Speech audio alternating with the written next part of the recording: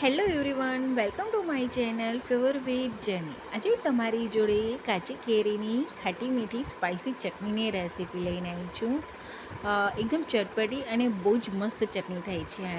આ તો વિડીયોની છેલ્લે સુધી જોજો. અને જો તમે લોકોએ મારી ચેનલને હજી સુધી સબસ્ક્રાઈબ ના કરી હોય તો કરી લેજો. તો આ ચટણી બનાવવા માટે મેં 500 ગ્રામ તોતાપુરી કેરી લીધી હતી. અહીંયા તમે લોકો ચાહો તો કેસર કેરી લઈ શકો છો, કાચી કેરી.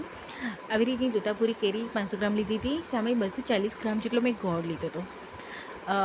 કેરીને ધોઈ અને ફોલી કાઢવાની છે અને તેને મોટા મોટા ટુકડામાં કાપી લેવાની છે. આવી રીતે કટ કરી લેવાનું અને તેને કચરી ક્રશ કરી લેવાનું છે. આવી રીતના કટરમાં મેં ક્રશ કરી લીધું હતું. આ રીતે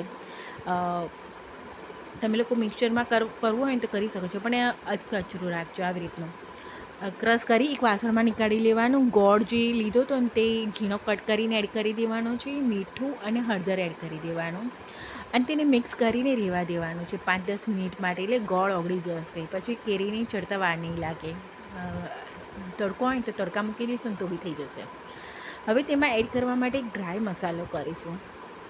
3 મોટા લાલ સૂકા મરચાં મેં લીધા હતા. કાશ્મીરી લાલ સૂકા મરચાં છે. 1 ચમચી વરિયાળી, 1 ચમચી જીરું અને અડધી ચમચી મરી લેવાના છે. અને તેને ડ્રાય રોસ્ટ કરી લેવાનો છે. આ રીતે લો ટુ મીડિયમ ગેસ પર તેને ડ્રાય રોસ્ટ કરી લેવાનો. જીરું અને વરિયાળીની સ્મેલ આવે ને ત્યાં સુધી તેને ગરમ કરી લેવાનું છે. પછી ઠંડુ થાય ને પછી મિક્સર જારમાં એડ કરી તેમાં સંચળ અને લાલ મરચું પાવડર એડ કરવાનું છે. એટલે કલર સરસ આવશે. અને તેને કચરું ક્રશ કરવાનું છે. પણ મારાથી ફાઇન પાવડર થઈ ગયો હતો. આવો મસાલો રેડી કરી લેવાનો. હવે કેરીમાં ગોળ ઓગળી ગયો તો હવે આને કૂક થતાં વાર નહીં લાગે. કઢાઈમાં એ કેરીનું મિશ્રણ એડ કરી દેવાનું છે અને તેને લો ટુ મીડિયમ ગેસ પર કૂક કરી લેવાનું છે. લો ટુ મીડિયમ ગેસ પર કૂક કરી લેવાનું. ગોળ ઓગાળવા મૂકી દીધો ને થોડીક વાર, એટલે હવે આને કૂક થતાં વાર નહીં લાગે. કે કેરી ટ્રાન્સપરન્ટ થઈ જાય ને ત્યાં સુધી તેને કૂક કરી લેવાનું.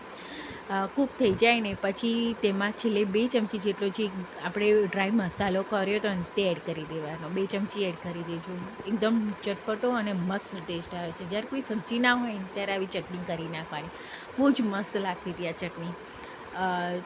રોટલી ઉપર ચોપડી, જામની જેમ ચોપડીને તમે ખાશો ને બહુ જ મસ્ત લાગશે. અને ઠંડુ થાય ને પછી સાફ કાચની જારમાં ભરી લેવાનું.